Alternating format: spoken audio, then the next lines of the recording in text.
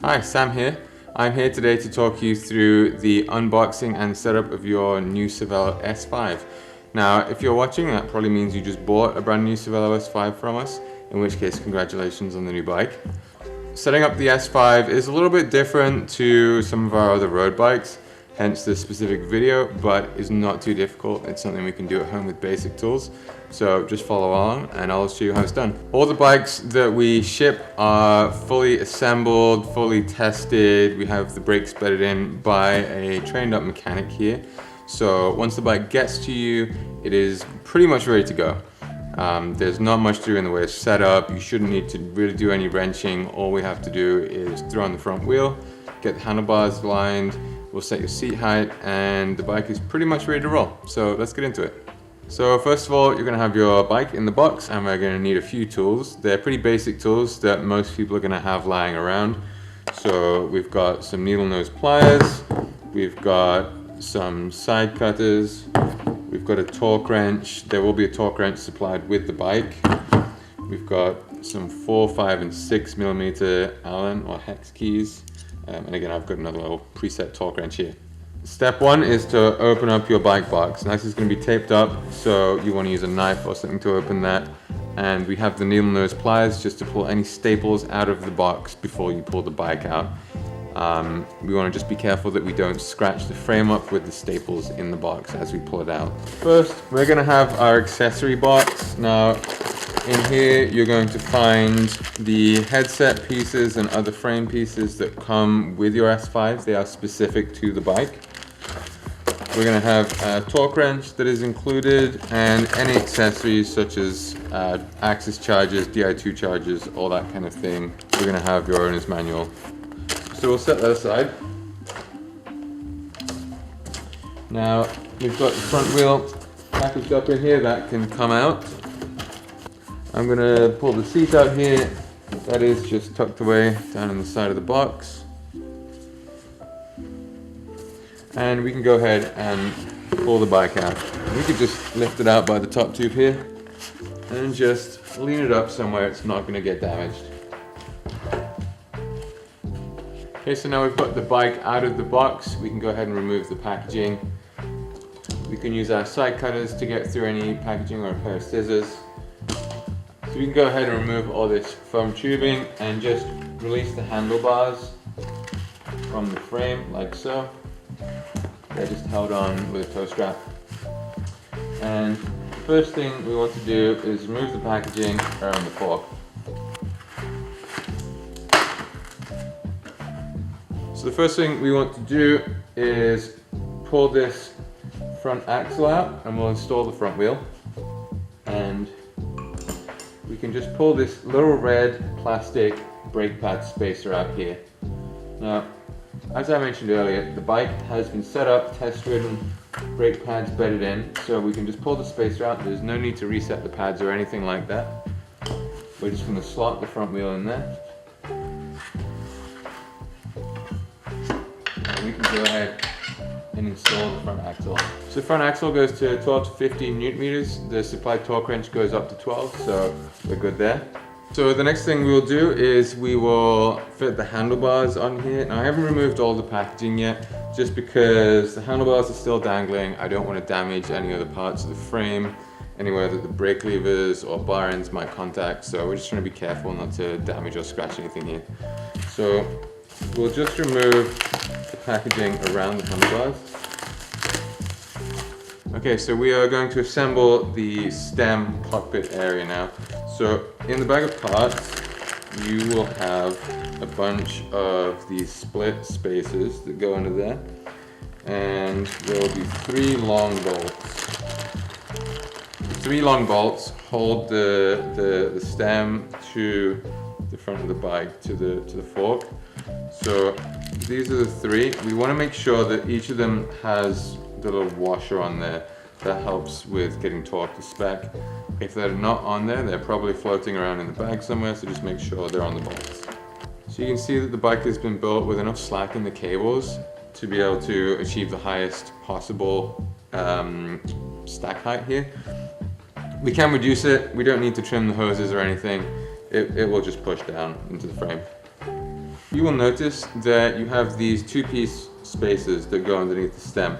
This one is the front one. The hoses slot in between this gap here, so it slides in, and then this second piece snaps together like this. So we want to slot in all the spacers that we want to get in there to achieve the correct stack height. Now, it's helpful to have a bike fit or to know your stack before you do this, but you can set it up and then get a bike fit afterwards. We do recommend doing that, but we can just put it at full stack just to start with and then reduce as you need to.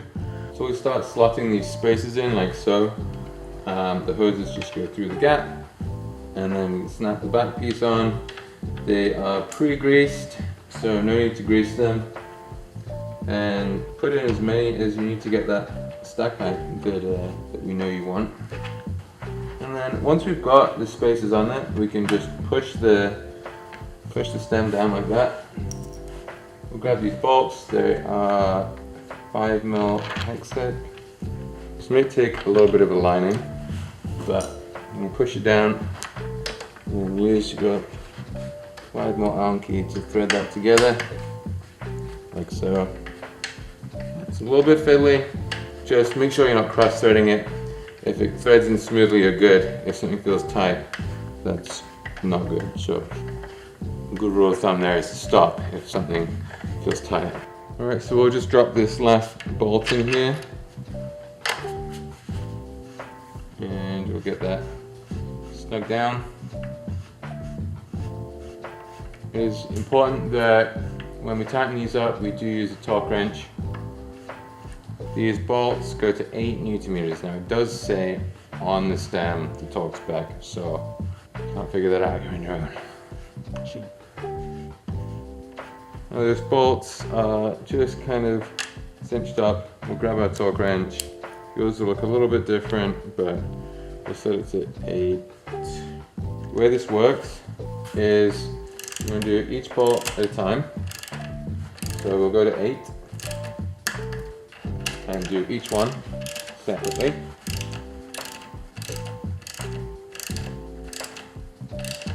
And once we've done all 3, we don't stop there because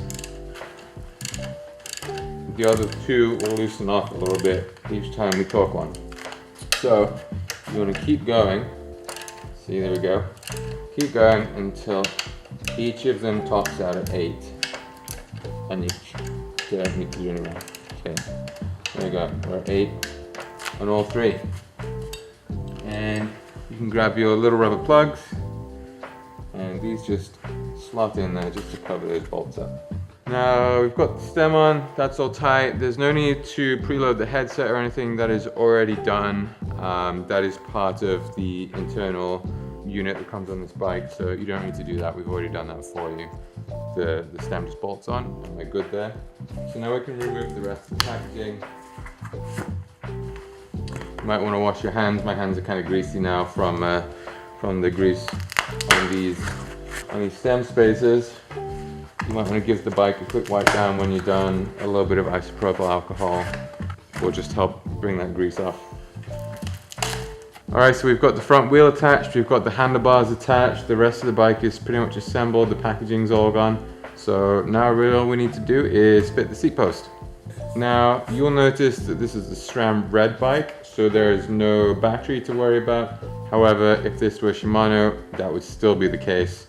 Di2 S5s get the battery in the down tube. So we can just fit the seat post as if it was a normal bike, which is great. You will, in your accessories package, have the seat post wedge. Now this is a little expanding wedge design. Again, it says the torque spec on here is 8 Nm. The seat post and seat tube in the frame will already be prepped with carbon prep, so nothing to worry about there. So we'll just slide the seat post in. Tend not to go all the way in first go, just so that we don't scratch the seat post up. So again, you want to be mindful of what your fit is before you do this. So seat post slots in there, and we'll just drop the wedge in, like so. So we'll push to seat it, and we'll get our seat to the desired height. And we'll grab our torque wrench and we can just torque this to 8 Newton meters, which is the same spec that we used up here. So we'll torque this up to 8 on a 4mm. It does feel like a lot, but you just gotta trust the number. It's torque to spec. The seat should already be flat and level because we set that and test rode it before it shipped out to you. Now really all we need to do is set our tire pressures, get our fit dialed, throw on a set of pedals, and we're ready to ride. Thanks so much again for choosing us and shopping at Steed. We really hope you're not a stranger. If you have any questions, please do feel free to reach out to us and ask away. You can get us on sales at steedcycles.com. Once again, enjoy the new bike and we'll see you out there. Cheers.